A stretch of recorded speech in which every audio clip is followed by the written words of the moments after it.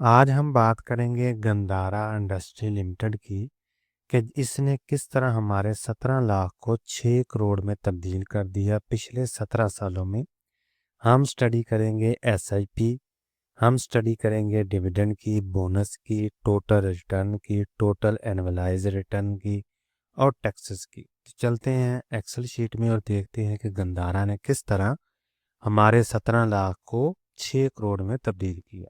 जी, तो शुरू करने से पहले कुछ चीज़ें आप जहन में रख लें कि मैं हर साल जनवरी में शेयर को बाय करूंगा और उसमें 1 लाख रुपया इन्वेस्ट करूंगा। दूसरे नंबर पे जो प्राइस मैं लूंगा उस साल की जो सबसे हाईएस्ट प्राइस होगी वो मैं सिलेक्ट करूंगा, ताकि किसी किस्म की कोई कमी बेशी ना रहे इस शेयर में कि हम कहेंगे हमने लो पे खरीद लिया इसलिए हमारा रिटर्न अच्छा है।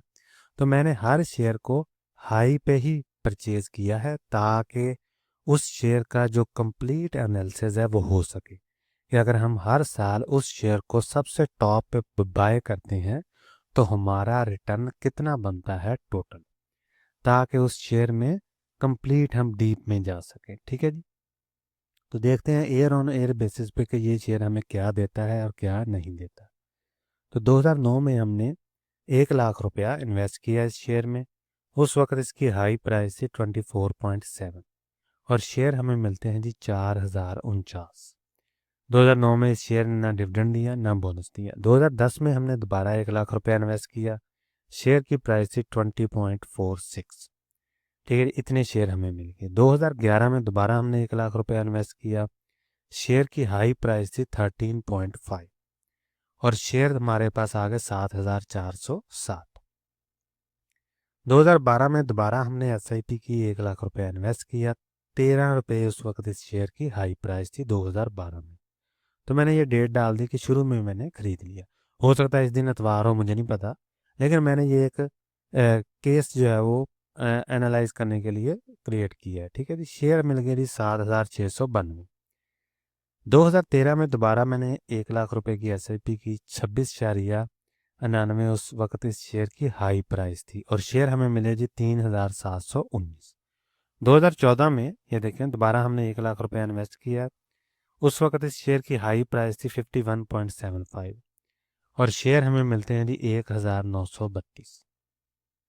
2015 में दोबारा मैंने एसआईपी की, 1 लाख रुपया इन्वेस्ट किया, शेयर की हाई प्राइस थी जी 422 और शेयर हमें मिलते हैं जी 237। 2015 में ये कंपनी डिविडेंड दे देती है एक, और डिविडेंड होता है जी 4.5 रुपीज़ पर शेयर का। और हमारे पास जो टोटल शेयर्स होते हैं इस वक्त तक बन गए वो है 29,924 और हमें डिविडेंड मिलता है जी 1,34,000 रुपये का।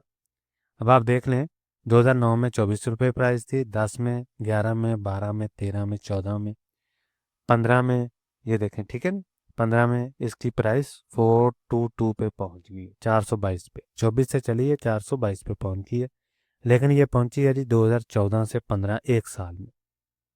तो आप आइडिया कर लें कि ये शेयर किस तरह का है। ठीक है, 2016 में दोबारा हमने एसआईपी की, 1 लाख रुपया हमने इन्वेस्ट किया, उस वक्त इस शेयर की हाई प्राइस थी 750। पिछले साल कितनी थी 422, 750 पे पहुंच गई है। 133 शेयर हमें मिलते हैं, टोटल शेयर हमारे हो जाते हैं जी 30,057। और 2016 में ये कंपनी दोबारा डिविडेंड देती है 10 रुपये पर शेयर का और हमारे पास डिविडेंड की मद में जो रकम आती है वो बनती है जी 3 लाख रुपये। इसी तरह 2017 में दोबारा हम 1 लाख रुपया इन्वेस्ट करते हैं, उस वक्त इस शेयर की हाई प्राइस है जी 1188 और शेयर हमें मिलते हैं 84। और 2017 में हमें डिविडेंड मिलता है जी 15 रुपये पर शेयर का और हमारे पास डिविडेंड की मद में जो रकम आती है वो आती है जी 4,52,000 रुपया। ये है 2017 की बात। 2018 में दोबारा हम 1 लाख रुपए की एसआईपी करते हैं और 915 उस वक्त इस शेयर की हाई प्राइस होती है और शेयर हमें मिलते हैं जी 109। और ये कंपनी 2018 में एक बोनस अनाउंस करती है और एक डिविडेंड अनाउंस करती है। डिविडेंड की मद में हमें जो रकम मिलती है वो है जी 15.6 रुपये पर शेयर और डिविडेंड की मद में जो टोटल रकम हम ले लेते हैं वो है जी 4,71,000 रुपया तकरीबन, टैक्स के बगैर। टैक्स की हम बात एंड में करेंगे। ये आ गया जी, और यहाँ बोनस के बाद हमारे शेयर बढ़कर हो जाते हैं जी 60,500। ठीक है जी।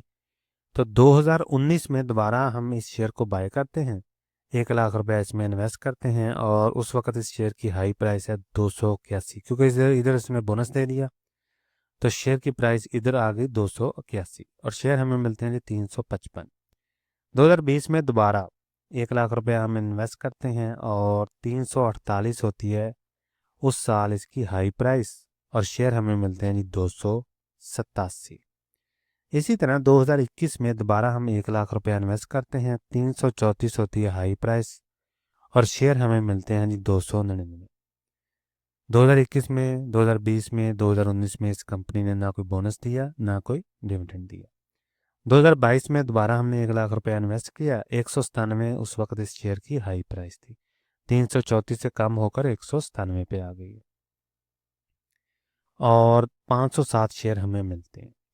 2023 में दोबारा 1 लाख रुपए हम इन्वेस्ट करते हैं और 199 इसकी हाई प्राइस होती है और 501 शेयर हमें मिलते हैं। इसी तरह 2023 में हमें कोई भी डिविडेंड, कोई भी बोनस नहीं मिलता। 2024 में दोबारा हम 1 लाख रुपए इन्वेस्ट करते हैं और 620 इस वक्त इसकी हाई प्राइस होती है।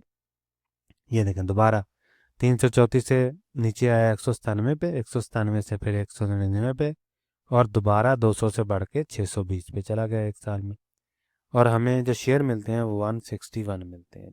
2024 में भी कोई डिविडेंड नहीं है, कोई बोनस नहीं है। 2025 में दोबारा हम आखिरी एसआईपी करते हैं, 17वीं, 1 लाख रुपए इन्वेस्ट करते हैं। उस वक्त इस शेयर की हाई प्राइस होती है 2025 में 910 रुपये और शेयर हमें मिलते हैं जी 110 और 2025 में ये कंपनी डिविडेंड अनाउंस करती है 10 रुपये पर शेयर का और हमारे पास जो डिविडेंड की मद में रकम आती है वो जी 6,27,000 रुपया।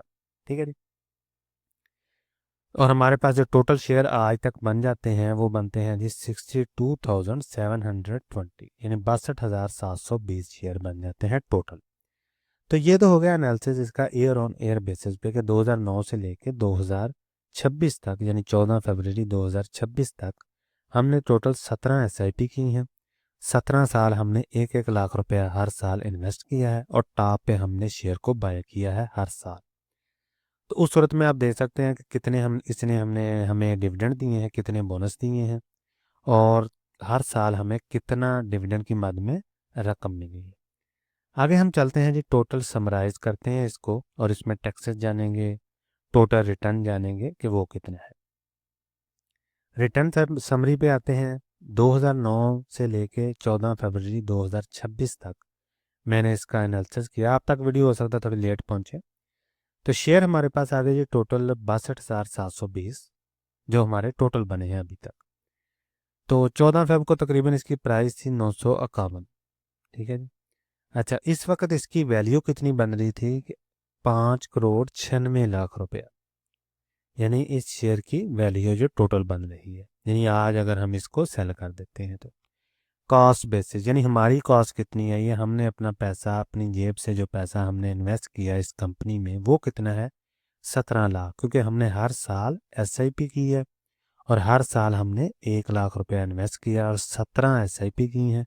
तो इन 17 सालों में हमने 17 लाख रुपया इन्वेस्ट किया अपनी जेब से। अनरियलाइज्ड प्रॉफिट, ये क्या चीज़ है? अनरियलाइज का मतलब होता है कि अगर हम इसको आज बेच देते हैं, ठीक है, तो उसके बाद ये रियलाइज्ड प्रॉफिट हो जाएगा। तो अनरियलाइज यानी आज अगर हम इसको बेचते हैं इस शेयर को तो जो हमारे पास प्रॉफिट आएगा वो आएगा 5,79,00,000 रुपया। ठीक है, 5,79,00,000 रुपया और एब्सोल्यूट टर्म में आएगा 3411% तकरीबन इसका रिटर्न होगा। ठीक है जी। ये आ गया जी डिविडेंड। टोटल डिविडेंड जो हमने आज तक लिया है वो लिया है जी 19,86,000 रुपये का। हमारी कॉस्ट कितनी है? ये 17 लाख रुपया। डिविडेंड की मद में इस शेयर ने हमें आज तक दे दिया जी 19,86,000 रुपया और एब्सोल्यूट टर्म में बनता है जी 116%। हालांकि इस शेयर ने डिविडेंड ये देखें 1, 2, 3, 4 और 5 डिविडेंड दिए हैं इन 17 सालों में, लेकिन फिर भी ये देख लें उसकी वैल्यू जो है वो इतनी बनती है 19,86,000 रुपया।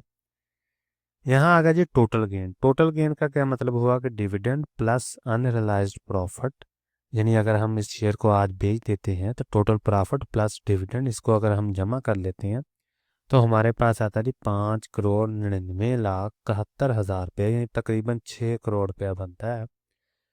वो हमारा आ गया जी टोटल गेन। और एब्सोल्यूट टर्म में आ गया जी 2528.60% हमें टोटल गेन होता है इस शेयर में।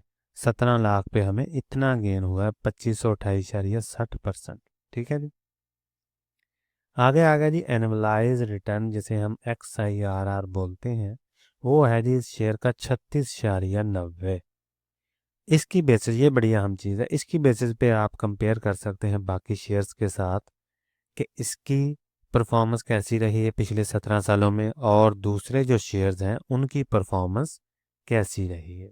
ये बड़ी अहम चीज़ है, 36.90 एनुअलाइज रिटर्न। ठीक है, क्योंकि यहाँ अगर मैं फॉर एग्जांपल 17 लाख की जगह हर साल 2-2 लाख इन्वेस्ट करता तो ये वैल्यू और ज़्यादा हो जानी थी। आपने इस वैल्यू पे नहीं जाना, आपने जाना है XIRR रिटर्न, एनुअलाइज रिटर्न जो है उस पे, क्योंकि एनुअलाइज रिटर्न ही मेन चीज़ होती है जिसकी बेसिस पे आप कंपैरिजन कर सकते हैं किसी भी शेयर का। तो यहाँ तक तो बात होगी जी टैक्स के बगैर। अभी हम बात करेंगे टैक्स, क्योंकि टैक्स भी हमने देना है डिविडेंड पे भी और कैपिटल गेन पे भी। तो डिविडेंड की बाद में हमने जो रकम वसूल की थी वो जी 19,86,000 रुपया तकरीबन, और उस पर जो 15% टैक्स है वो कटा है, और 2,97,000 रुपया टैक्स की मद में कट गया। और आफ्टर टैक्स हमारे पास जो अमाउंट बनती है वो है जी 16,88,000 रुपया। ठीक है जी। तो ये होगी जी नेट डिविडेंड की अमाउंट। हमने कितना इन्वेस्ट किया, तकरीबन 17 लाख। डिविडेंड की मद में कितना हमने ले लिया नेट डिविडेंड, 16,88,000, यानी तकरीबन 17 लाख हो गए। आगे हम बात करते हैं जी कैपिटल गेन। तो ग्रास कैपिटल जो हमने वसूल किया वो है जी 5,79,00,000।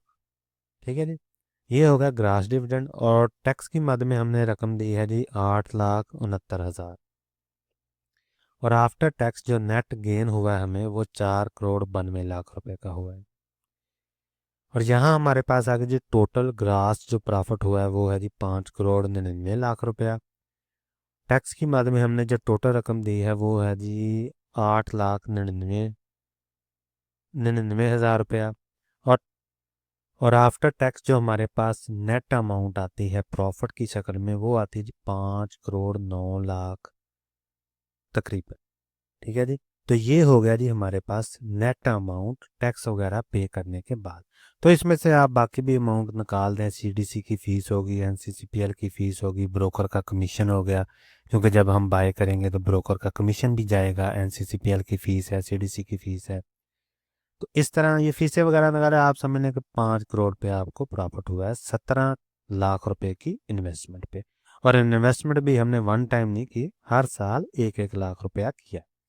ये तो हो गया जी केस के अगर मैं हर साल हाई प्राइस पे इस शेयर को बाय करता हूँ। फॉर एग्जाम्पल आप इस शेयर को मंथली पे ले जाएं, मंथली SIP का आप करते हैं तो आपकी जो एवरेज बाय प्राइस आएगी वो बहुत ही कम आएगी। मैंने तो प्राइस सेलेक्ट किया हाई पे, तो आपकी आएगी कम। तो उस शर्त में आपका ये जो रिटर्न है टोटल ये और बढ़ जाएगा। ठीक है, यहाँ 36 है तो हो सकता है आपका 40 पे चला जाए, 45 पे चला जाए एनुअलाइज रिटर्न। ये डिपेंड करता है आपकी बाय प्राइस पे। आपकी बाय प्राइस जितनी कम होगी आपका रिटर्न उतना ही अच्छा होगा। आप चाहे उसे कैलकुलेशन की मदद से चेक भी कर सकते हैं। ठीक है, क्योंकि यहाँ पे मैंने केस ऐसा बनाया है कि हमने हाई पे शेयर को बाय करना है हर साल, ताकि किसी किस्म की कोई कमी बेची ना रहे। ताकि अगर हम चाहें कि हम हर साल, हमें नहीं पता शेयर की प्राइस बढ़ेगी कम होगी, तो हम हर साल SIP करते जा रहे हैं मंथली बेसिस पे, तो उस सूरत में होपफुली आपका जो एवरेज बाय प्राइस है वो कम ही होगा और आपका रिटर्न और अच्छा होगा। ये तो उस सूरत में है कि आप हर साल शेयर बाय कर रहे हैं लेकिन टॉप पे बाय कर रहे हैं, तो उस सूरत में इसका रिटर्न इस तरह का आएगा। ठीक है जी, तो इस तरह आप इस शेयर को दूसरे शेयर के साथ कंपैरिजन कर सकते हैं, इसके एनुअलाइज रिटर्न को। इस शेयर को दूसरे सेक्टर के साथ कंपैरिजन कर सकते हैं, दूसरी एसेट क्लास के साथ भी कंपैरिजन कर सकते हैं कि उनका रिटर्न और इस शेयर का रिटर्न या इस सेक्टर का रिटर्न कैसा है। तो कोई भी सवाल हो कमेंट सेक्शन में ज़रूर पूछें। किसी और शेयर की केस स्टडी करवानी हो तो कमेंट सेक्शन में ज़रूर बताएं, मैं कोशिश करूँगा उस पर वीडियो बनाने की। मिलते